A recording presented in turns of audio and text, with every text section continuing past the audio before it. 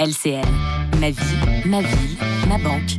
Bonjour, nous nous retrouvons pour un nouveau numéro du Flash des marchés financiers. Que doit-on retenir de ces 15 derniers jours ?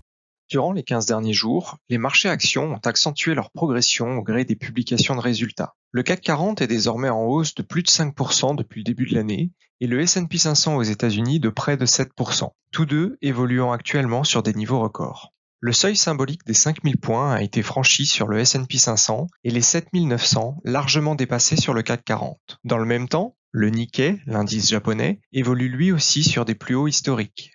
Sur le marché des taux, les rendements des obligations d'État 10 ans aux États-Unis ont progressé d'environ 15 points de base à 4,3% suite à l'apparition des chiffres d'inflation aux États-Unis pour janvier. En effet, celle-ci est certes ressortie en baisse à 3,1%, mais moins qu'initialement attendu. L'inflation cœur est quant à elle restée à 3,9%, tempérant ainsi les anticipations de baisse de taux rapide de la part de la Réserve fédérale, notamment pour le mois de mars. Ce sentiment a également été renforcé par la publication des minutes de la Fed, dont le ton était résolument prudent. Le consensus situe désormais la première baisse de taux aux États-Unis sur juin, plutôt que mai avant ces différentes données.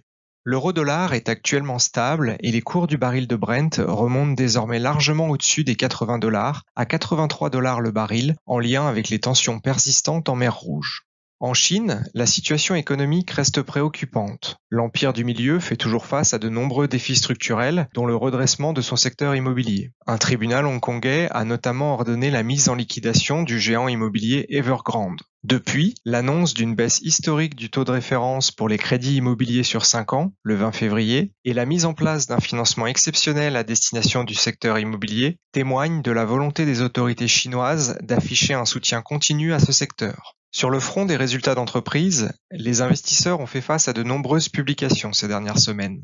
Nous sommes désormais aux 2/3 de cette saison de résultats et celle-ci semble plutôt réussie aux États-Unis et un peu plus mitigée en Europe. Si le niveau des marges continue de se maintenir sur des niveaux records pour une partie des sociétés, ce sont désormais les effets de change qui semblent peser sur un certain nombre de résultats de sociétés. Néanmoins, de nombreuses entreprises axent leur discours sur un second semestre 2024 avec de meilleures perspectives, ce qui semble pour le moment rassurer le marché. Celui-ci est également toujours tiré par le thème très porteur de l'intelligence artificielle, soutenu une fois encore par les bons résultats de Nvidia aux États-Unis.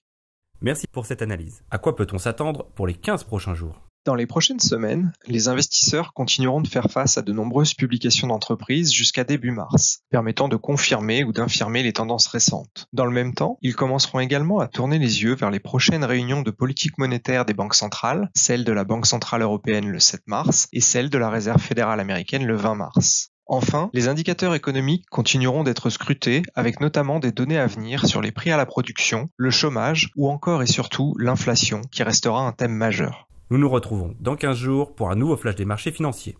Au revoir. LCL, ma vie, ma ville, ma banque.